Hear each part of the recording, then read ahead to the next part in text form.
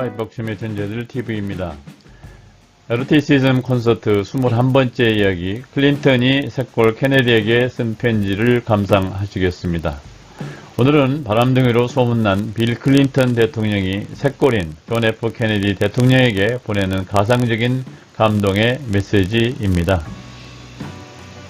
이 동영상은 앤소니 서머스가 쓴 Official and Confidential 이라는 책인데, 거기 부제가 The Secret Life of John 에드가 후버라는 책과 레리 플린트가 쓴 데이비드 아이젠바크가 쓴 One Nation Under Sex 라는 책에 나오는 증언들을 토대로 본 작가가 애드립을 가미하고 패러디한 작품입니다. 가벼운 마음으로 즐감하시기 바랍니다. 존경하는 케네디 대통령 선배님, 안녕하세요. 저는 미국 35대 대통령을 지낸 빌 클린턴입니다. 오늘 제가 선배님께 편지를 쓰게 된 동기는 선배님이 섹스 스캔들 때문에 어떤 고생을 했는가를 보여줌으로써 후배 대통령들과 국민들께 도움이 되는 정보를 제공하는 데 목적이 있습니다.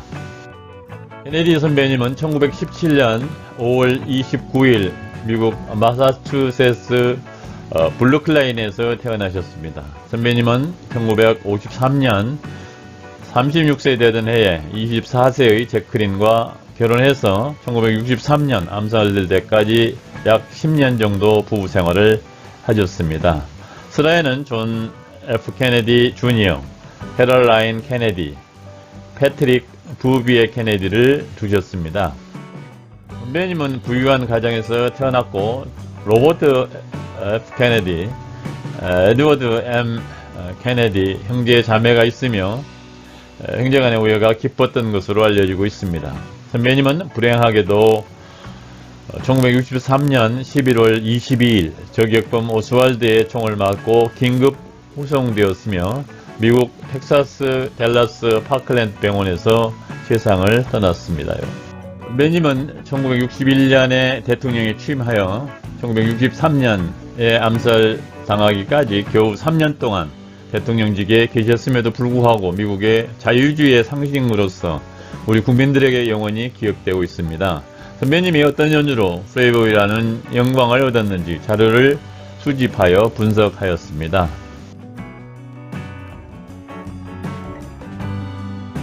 미국 대통령 중에서 선배님과 저 클린턴을 못 말리는 플레이보이라고 지칭하고 있습니다. 그러나 저는 죽었다 깨나도 선배님과 같이 높은 반열에 오를 수 없는 사람입니다. 선배님은 고등학교 때부터 창렬촌을 드나들었지만 저는 엄두도 내지 못했던 시절이었습니다. 저는 선배님과 감히 비교할 감이 되지 못함을 다행으로 생각합니다. 선배님은 제2차 세계대전 중 24살 때 해군 소위로 근무하면서 금발의 미녀인 덴마크 신문 워싱턴 주재 기자인 잉가 아바드와 속 깊은 연애를 했지요.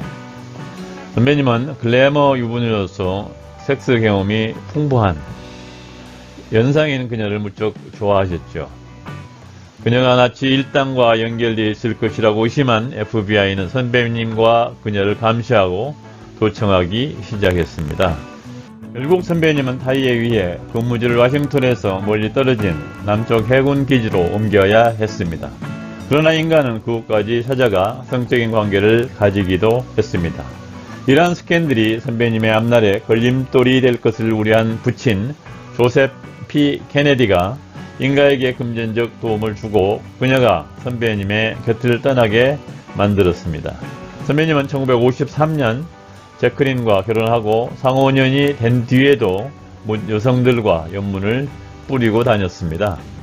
선배님은 대통령 선거운동 기간 중에도 불구하고 참모 마빈에게 재미를 볼 여자를 찾아보라고 하셨다고요. 선거 참모진은 닉슨 후보와 TV 토론을 앞둔 전날 밤에 선배님이 창녀와 즐거운 시간을 갖게 함으로써 스트레스를 해소할 수 있어서 1대1 토론에서 닉슨 후보를 얼어붙게 만들어 정치적으로 우세한 입장을 굳히게 되었죠.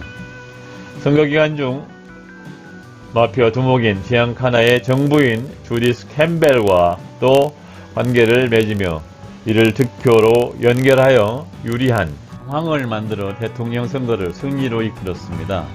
선배님은 대통령이 된 뒤에도 주디스와 관계를 가지게 됨에 따라 그녀가 선배님 아이를 임신하자 낙태시키기도 했다고 들었습니다. 선배님과 결혼한 제크린이 한동안 임신을 못했던 원인이 선배님의 성병 때문이었다고 들었습니다.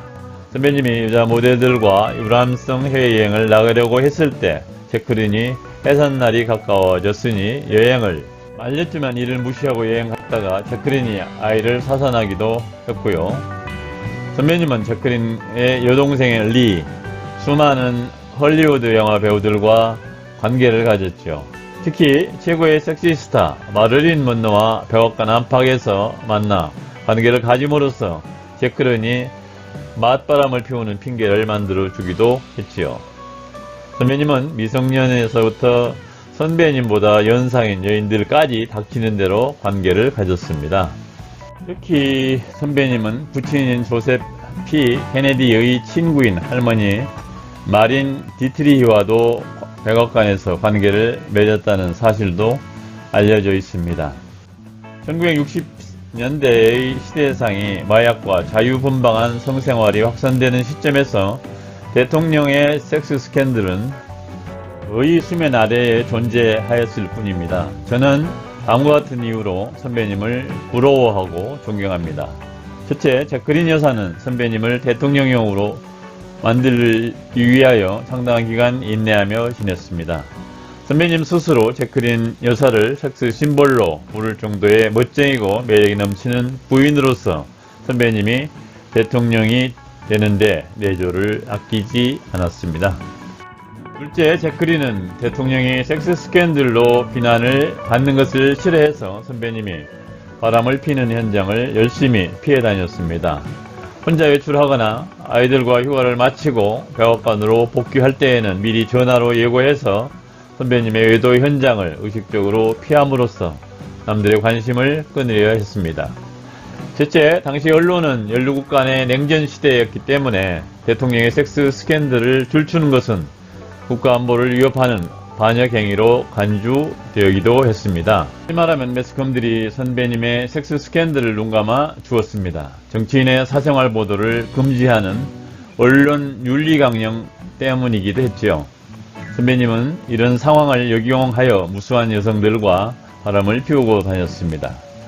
넷째, 선배님 집안에서는 섹스 스캔들에 대해서 매우 관대했던 것 같습니다.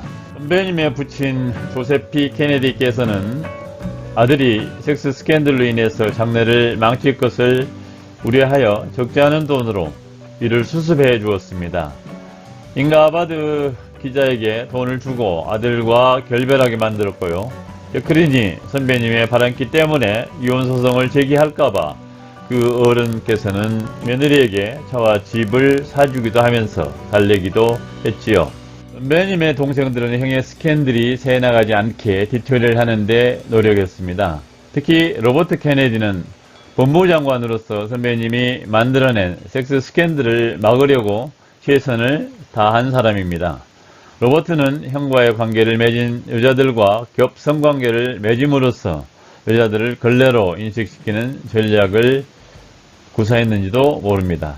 한마디로 형제들은 오해가 깊었고 용감했다고 평가할 수 있을 것입니다. 부럽습니다. 다섯째, 선배님은 20세기의 최고 섹스 심볼이라는 마릴린 먼로하고 관계를 가졌고 그녀를 미친 사랑에 빠지게 만들었습니다. 그런 사랑을 잉태한 선배님의 기술에 대하여 무한한 존경을 표합니다. 놀랄 뿐입니다. 여섯째, 선배님은 마피아의 정부들과도 관계를 가지고 상부상조할 수 있는 자원으로 만드는 재주에 혀를 내두를 정도입니다. 남녀간의 섹스란 성기와 성기의 결합으로 제한적으로 인식한 측면이 강합니다. 선배님도 애인들과 저처럼 오럴 섹스를 즐겼습니다. 이것은 카사노바가 편 전략으로 전해지고 있습니다. 저 자신도 선배님처럼 오럴 섹스를 주로 했습니다. 카사노바와 선배님은 오럴 섹스는 법적으로 책임을 지지 않아도 되는 섹스, 다시 말하면 오리지널한 아니라고 생각하신 것 같습니다. 따라서 오럴 섹스는 선배님이 카사노바를 벤치마킹했고, 저는 당시 판사들의 생각을 바탕으로 선배님을 벤치마킹해서 루인스키와 오럴 섹스를 7회나 거두하면서 죄책감을 전혀 느끼지 못했습니다. 따라서 오럴 섹스가 법적으로 책임을 져야 한다면 남녀 간의 키스조차도 법적인 책임이 따르는 섹스라고 확대해야 한다는 주장도 있습니다. 그러나 저를 기소한 특별검사는 남녀 간의 섹스란 어느 일방의 성기로 성적 쾌락을 추구하면 섹스라고 넓게 해석하고 있습니다. 이러한 간극은 제가 루인스키와 즐긴 오럴 섹스는 섹스가 아니기 때문에 섹스를 하지 않았다고 주장했던 것입니다.